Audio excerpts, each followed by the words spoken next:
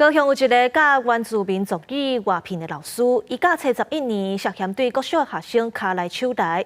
今年初有受害者报警查，这代志才曝光。而且这个细地老师，佫会共翕私密的相片，上无有7个人受害。目前检调已经把这个老师收押，教育局嘛已经停止聘用。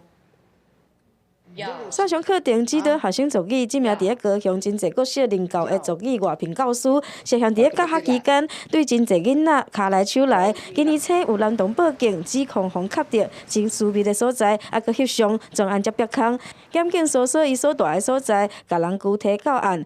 发现有2名男童疑似当年受害，电脑当中嘛有其他的受害者，初步清查上少7个人。自110年9月起，多次利用教授族语课程之机会，对被害男童为猥亵行为，而被告任教期间长达11年。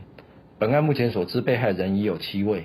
警方表示，这名老师牵涉案件真济，恐惊不是干那7个人受害，呼吁其他的人出面指证。我们大概去年12月就已经接到通报，所以我们也跟检警通报之后，就一起启动侦查，然后教育局也立即停聘了这位老师。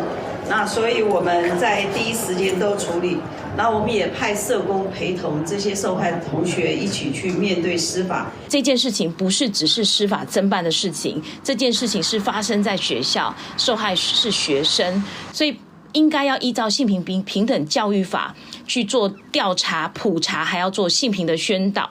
人本基金会即是呼吁市府组成专案小组全面调查，因为嫌犯当年伫学校教学牵涉的人伤过济，爱来提早应用。教育局即是回应，此人是教学资源工作人员，学校教育局知影了后，佮该停聘。后续会每合着直报来保障着学生学习的权益，嘛有请其他任教的学校来了解到有可能的被害人。